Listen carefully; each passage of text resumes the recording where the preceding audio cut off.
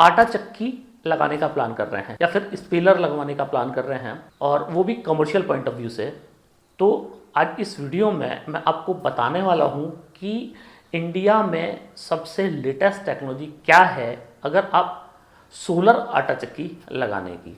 Traditional आटा चक्की आपने बहुत सारी देखी होंगी। अगर आप 100 लोगों से जाके मिलेंगे कि जिन्होंने सोलर आटा चक्की लगवाई हुई है, तो 50% लोग आपको डिसअपॉइंट हुए मिलेंगे कि ये सोलर आटा चक्की लगाने के बाद भी हम लोगों को एक दूसरे सोर्स की जरूरत पड़ती है, चाहे उन्होंने बिजली का कनेक्शन लिया हुआ है या तो फिर उन्होंने डीजल इंजन लगवाए हुए हैं आटा चक्की को चलाने के लिए। तो फ्रेंड्स, यूट्यूब पे भी आपने हो सकता है बहुत सारी वीडियो आटा चक्की से रिलेटेड देखी हों, पर वो सब एक ट्रेडिशनल टेक्नोलॉजी है। ट्रेडिशनल जो सिस्टम है पैनल वीएफडी ड्राइव लगा के आटा चक्की लगाने का, वो कोई बहुत रिलायबल सिस्टम नहीं है। तो आज इस वीडियो में आप जानेंगे कि सबसे लेटेस्ट टेक्नोलॉजी क्या है जिससे आपको किसी दूसरे सोर्स की, किसी डीजल इंजन की या किसी और चीज की जरूरत नहीं पड़ने वाली है। आप इस टेक्नोलॉजी के सिस्टम से कोई भी अपनी जो कमर्शियल एक्टिविटी है उसको कर सकते हैं, अपनी आटा चक्की चला सकते हैं, ऑयल मिल है ऑयल मिल चला सकते हैं, कोई आपके पास में आरा मशीन है आरा मशीन चला सकते हैं, या फिर इस तरह के कोई भी लोड जो कि मोटर से ऑपरेट होते हैं वो आप चला पाएंगे। तो कितने रुपए में आपको ये सिस्टम मिलेगा और ये सिस्टम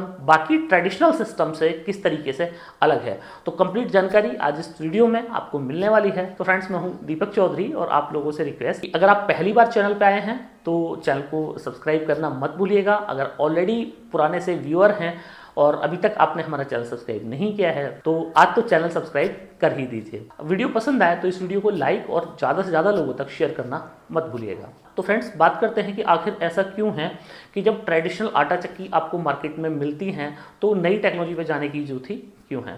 तो अक्सर आपने देखा होगा कि बहुत सारे लोग मेरे पास भी आते हैं, बहुत सारे लोगों की इंक्वायरीज रहती हैं कि वो आटा चक्की लगाने का प्लान कर रहे होते हैं, और ज़्यादातर लोग उसमें से क्या करते हैं कि सेकंड हैंड पैनल ले लेते हैं, पोली पैनल्स लेते हैं या मोनो लेते हैं। सेकंड हैंड पैनल लिया, वीएफडी ड्राइव लिया और लगा के और अपनी चक्की चला ली। अब इस चक्की की अगर मैं टेक्निकल एस्पेक्ट पे बात करूं तो जो चक्की को लगाने वाले हैं वो बोलते हैं कि 7 एम्पियर का लोड लेगी, 8 एम्पियर का लोड लेगी, 9 एम्पियर का लोड लेगी। बहुत सारे लोगों का ये भी दावा रहता है कि आप पूरी साल चला लीजिए, 6 महीने में आपकी लागत है वो निकल आएगी। पर जब भी आप उनसे अगर पॉइंट वाइज पॉइंट अगर पूछें कि भाई इसकी लागत किस तरीके से निकल आएगी 6 महीने में, तो उसका कोई सटीक आंसर वो नहीं दे पाते हैं। तो फ्रेंड्स, ये जो लेटेस्ट टेक्नोलॉजी है, ये टेक्नोलॉजी क्या है इसको थोड़ा सा आपको समझना पड़ेगा और बहुत सारे आपके सवाल आटा चक्की से रिलेटेड क्लियर हो जाएंगे। तो पहला सवाल ही ये होगा कि आटा चक्की आखिर सोलर से डायरेक्ट कैसे चल जाती है। तो friends, solar panel DC current देता है और जैसे कि आप समझते हैं एक करंट के अंदर दो चीजें होती हैं, वोल्ट और एम्पियर। इस वोल्ट और एम्पियर से कोई भी लोड आगे चलाने के लिए वीएफडी ड्राइव का इस्तेमाल किया जाता है, जिसको वेरिएबल फ्रीक्वेंसी डिवाइस भी बोलते हैं। अब ये वेरिएबल फ्रीक्वेंसी डिवाइस क्या काम करती है, ये इस तरह काम करती है कि आपका सोलर पैनल बना, आपके पास 10 पैनल है 500 वाट के, और 10 पैनल को आपने सीरीज करके लगा दिया। एक पैनल की VOC माना है 50। अब VOC आप बोलेंगे कि क्या चीज़ है, तो VOC वोल्ट ऑफ करंट होता है एक पैनल का। तो अगर आप पैनल के पीछे देखेंगे स्पेसिफिकेशन स्टिकर में, तो आपको देखने को मिलेगा कि पैनल के पीछे एक स्टिकर लगा हुआ है जिसपे VOC ISC लिखा होता है। ISC आप एम्पियर समझ सकते हैं और VOC पैनल का वोल्ट समझ सकते हैं। तो 10 पैनल आपने लगाए, 50 वोल्ट का एक पैनल है तो 500 वोल्ट आपके बन गए। और ISC और एम्पियर की बात करूं तो 2, 3, 4, 5 जो भी उस टाइम पे धूप का रेडिएशन होगा उतने आ रहे होते हैं। अब यहाँ पे जो VFD ड्राइव है वो काम कैसे करता है कि अगर एक मोटर है और मोटर है आपकी 10 HP की, 10 HP की मोटर मतलब 7.5 किलोवाट की आपकी मोटर है, तो 7.5 किलोवाट की मोटर को चलाने के लिए आपको 7.5 किलोवाट का सोलर पैनल से प्रोटेक्शन चाहिए। अब पैनल के साथ में मजबूरी क्या है कि आपको कांस्टेंट करंट नहीं दे सकता है। कांस्टेंट मतलब लगातार करंट नहीं दे सकता है, क्योंकि सोलर पैनल का जो प्रोडक्शन है वो पूरी तरीके से धूप पे डिपेंड करता है। धूप कभी ज़्यादा है कभी कम है, तो उस पर डिपेंड करता है। और ऐसा नहीं है कि आपने 5 किलोवाट का या 10 किलोवाट का पैनल लगाया तो वो आपको पूरे दिन 10 किलोवाट देगा।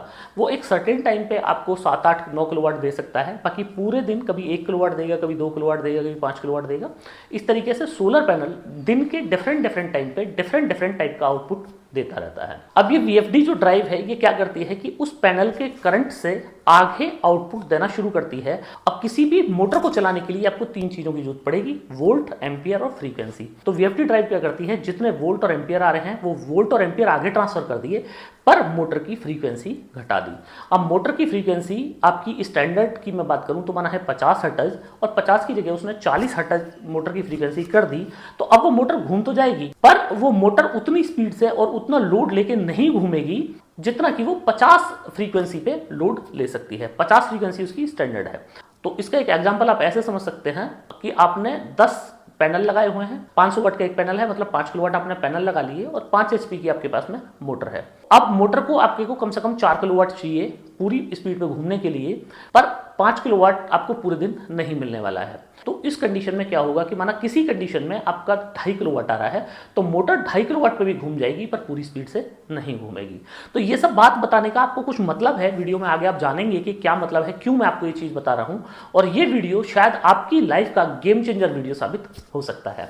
अब अगली कंडीशन में क्या हुआ कि जब मोटर को चाहिए थे 4 किलोवाट और 4 किलोवाट उसको मिल गए, तो मोटर पूरी स्पीड पे घूमने लग गई। अब इस सीन के अंदर अगर आप समझेंगे तो आपको समझ आएगा कि किसी भी पैनल को अपने मैक्सिमम तक जाने के लिए करीब सुबह, एक नॉर्मल दिन की मैं बात कर रहा हूँ, 9 बजे का टाइम लगता है। 9 बजे पैनल कोई भी अपना मैक्सिमम परफॉर्मेंस पे जाएगा और करीब 2 बजे तक अपने मैक्सिमम परफॉर्मेंस पे वो रहता है। मतलब 4 से 5 घंटे का ये पीक टाइम बोला जाता है कि पैनल का पीक टाइम होता है। तो इस टाइम अगर आप मोटर चला रहे हैं तो आपकी मोटर चल जाएगी, जितना भी लोड लेना है उसको ले लेगी। पर इससे पहले और इसके बाद में सोलर पैनल का प्रोटेक्शन कम होता चला जाता है, जिससे आपकी मोटर की स्पीड धीरे धीरे कम होती चली जाती है। अगर आप वाटर पंप के सिनेरियो में देखेंगे, जो सब्सिडी वाले पंप लगे होते हैं, तो वहां पे आपको देखने को यही सीन मिलेगा कि जो पंप है आपका सुबह चल तो जाएगा 7 बजे ही, पर वो पानी जो देगा वो जरा जरा सा पानी देगा। 9 बजे जाके वो फुल फोर्स के साथ में पानी देना शुरू करता है, 9 से 10 बजे, और करीब 2 बजे के बाद में वो फिर पानी फिर स्लो बंद हो जाता है। तो अगर आपने पूरे इन्वेस्टमेंट को आप देखेंगे कि आपने 2 लाख रुपए का इन्वेस्टमेंट डाला और ओवरऑल जो आपको जो उसका आउटपुट मिलेगा वो मिला आपको 6 घंटे, और वो भी साल के सर्टेन टाइम में। अब साल में यही नहीं होता है कि पूरे दिन अच्छा ही मौसम है, कई बार बारिश भी होती है, कोहरा भी होता है, बादल भी होते हैं। तो उन टाइम को अगर आप निकाल दें तो ज़्यादा से ज़्यादा साल के 200 दिन ही आप इस वाले ट्रेडिशनल सिस्टम के साथ में काम कर पाते हैं। अब सेकंड हैंड आपने पैनल ले लिया, तो सेकंड हैंड पैनल और VFD आपने ले ली, तो आपके कम बजट में काम हो गया। पर आपने यहाँ ये नहीं समझा कि आप एक पूरे दिन में जहाँ पे आप 1000 रुपये कमा सकते थे, केवल आपने 400 रुपये ही कमाए। क्यों? क्योंकि आपका जो प्रोडक्शन टाइम था वो आपका बहुत शॉर्ट हो गया। अब इसको अगर लॉन्ग ड्यूरेशन की मैं बात करूं कि कोई भी सेकंड हैंड पैनल जो होता है, वो बहुत सारे लोग इस तरह गुमराह कर देते हैं कि वहाँ से उतर के आया है, वहाँ से चोरी होकर आया है, वहाँ से ये हुआ है। बेसिकली जो सेकंड हैंड पैनल है वो डिग्रेड हो चुका होता है, या फिर डिग्रेशन उसका शुरू हो चुका होता है। डिग्रेशन का मतलब है कि कोई भी पैनल अगर 100 वाट का पैनल है, अगले साल 100 वाट का पैनल 90 वाट देने लगा, तो 10% का डिग्रेशन इसको बोला जाएगा। और इस तरह अगर पैनल का डिग्रेशन शुरू हो जाता है तो अगले 4 से 5 साल में पैनल पूरी तरीके से डिग्रेड हो जाता है। या फिर पैनल के अंदर कई सारी और भी समस्याएं होती हैं, जिसमें स्नेल ट्रेल होता है, हॉट स्पॉट पैनल के अंदर बन जाते हैं, या फिर माइक्रो क्रैकिंग आ जाती है। तो उस सिनेरियो में इस तरह के पैनल को बेच दिया जाता है, रिजेक्ट में बेच दिया जाता है। और इस पैनल को अक्सर कुछ भोले भाले लोग सही पैनल समझ के खरीद लेते हैं, और एक लॉन्ग टाइम में जब उनका पूरा इन्वेस्टमेंट का वो रिटर्न निकाल ले होते हैं तो उन्हें पता चलता है कि ये इन्वेस्टमेंट उनका एक बेकार इन्वेस्टमेंट हो गया। तो ये सारी बातें मैंने आपको इसलिए बताई क्योंकि मार्केट के अंदर जो ट्रेडिशनल टेक्नोलॉजी आप देखते हैं, ये ट्रेडिशनल टेक्नोलॉजी सोलर आटा चक्की या फिर किसी भी इस तरह की कॉमर्शियल एक्टिविटी को चलाने के लिए बनी ही नहीं है।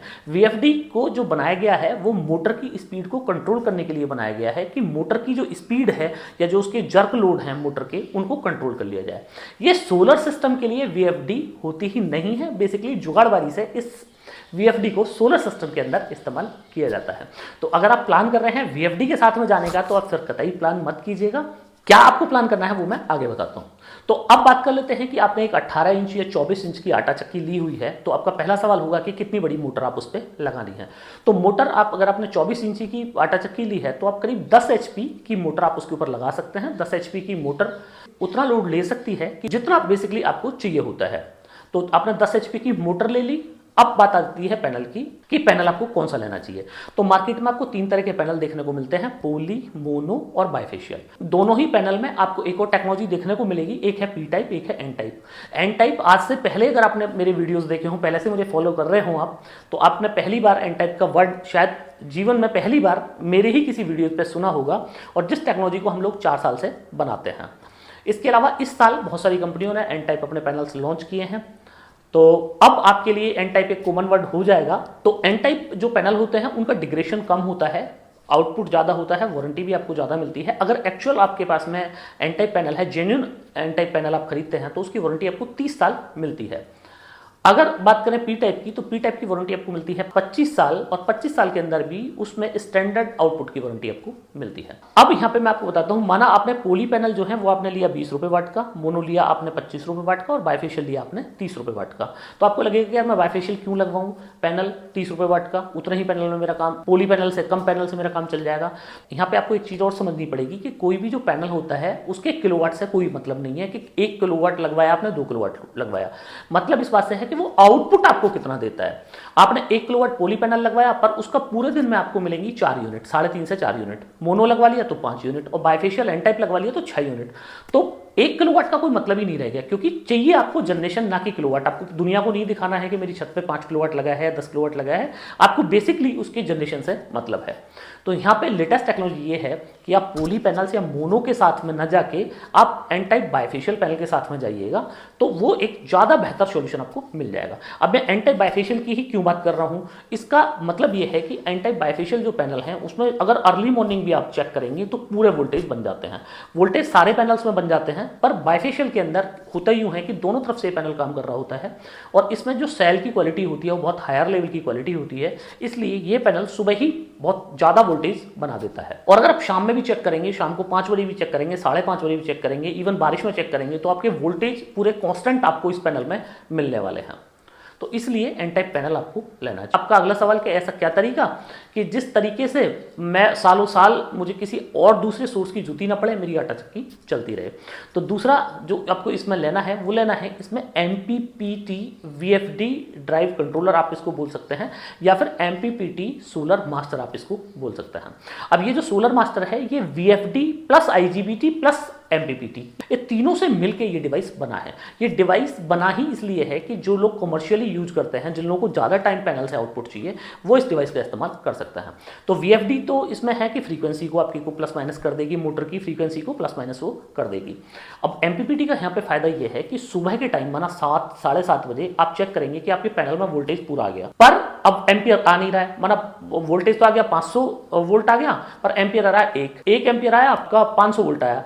तो बेसिकली आपका क्या हुआ, 500 वाट का आउटपुट हुआ, तो 500 वाट पर मोटर तो आपको चलनी नहीं। अब यहाँ पे ये क्या करेगा कि अगर आपने इस पैनल को उस तरीके से सीरीज में किया हुआ है, आपकी जो ड्राइव के पैरामीटर हैं, पैरामीटर को मैच कर जाए। जैसे एक ड्राइव का जो पैरामीटर होता है, कोई भी ड्राइव है उसका एक पैरामीटर होता है।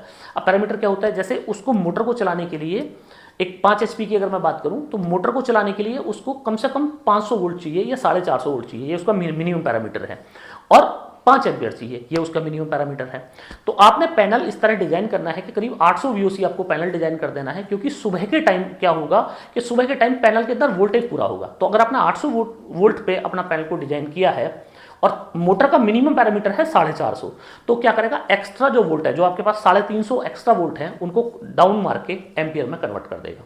अब इसका फायदा क्या होगा, इसका फायदा ये होगा कि आपकी मोटर दिन में 1-1.5 घंटे शुरू दिन में पहले चल जाएगी और शाम को 1-1.5 घंटे ज्यादा चल जाएगी। अभी उसी सिस्टम से आप चला रहे थे 6 घंटे, अब इस सिस्टम से आप चला रहे हैं 9 घंटे। मतलब कि आप समझिए कि 1.5 गुना आपका प्रोडक्शन बढ़ गया, सेम उतने ही खर्चे में। तो ये उसकी लेटेस्ट टेक्नोलॉजी। अब आपका अगला सवाल होगा कि मेरे को कितना पैनल लेना चाहिए और कितने रुपए का वो पैनल पड़ने वाला है। तो फ्रेंड्स, एक मोटी सी कैलकुलेशन इसकी ये है कि आपको जितने HP की आपको कॉमर्शियल मोटर चलानी है, मतलब एग्रीकल्चर चला रहे हैं वो उसमें फार्मूला अलग है, कॉमर्शियल में फार्मूला अलग है। तो कमर्शियल में फार्मूला ये है कि अगर आप 7.5 HP की मोटर चला रहे हैं तो करीब 9 या 9.5 किलोवाट का आप उसके ऊपर पैनल डालिएगा।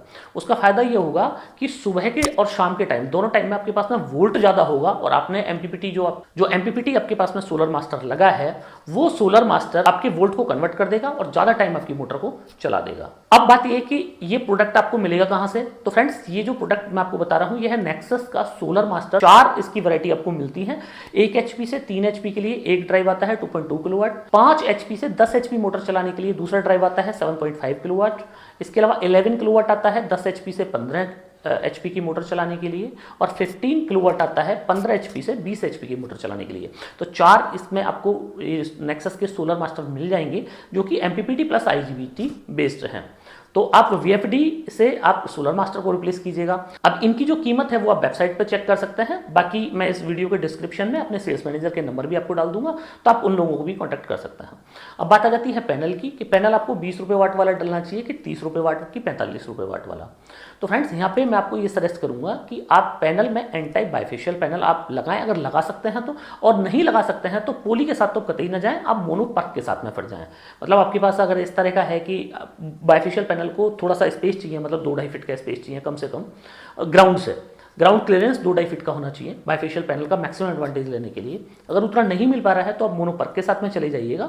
और मोनोपर्क पैनल की आज की रेट में जो पी टाइप का रेट है वो करीब आपको मिल जाएगा 22 रुपये से करीब 27-28 रुपये पर what. P type bifacial panel का रेट करीब 29 रुपये, 28 से 29 रुपये, और एन टाइप का करीब आपको 32 से 36 रुपये पर वॉट के बीच में आपको मिलने वाला है। पर कैलकुलेशन वही है, मैं आपको फिर बता रहा हूं, आपने 36 रुपये वाट का पैनल लिया, उसका प्रोडक्शन ज़्यादा है, नंबर ऑफ पैनल कम लगेंगे। आपने 25 रुपये वाट का पैनल लिया, नंबर ऑफ पैनल ज़्यादा लगेंगे। और सेकंड हैंड पैनल के चक्कर में आप बिल्कुल भी मत पड़िएगा। तो अब आपका एक सवाल ये होगा कि सर आपने प्राइसिंग अभी भी नहीं बताई है, तो मैं आपको प्राइसिंग बताता हूँ फ्रेंड्स कि अगर आप अच्छी टेक्नोलॉजी मतलब एन टाइप पैनल और ये मास्टर के साथ में जाते हैं विदाउट स्ट्रक्चर 50,000 रुपये पर किलोवाट का आपका खर्चा आएगा एन टाइप के साथ में, और ये लेटेस्ट टेक्नोलॉजी के साथ में जाएंगे।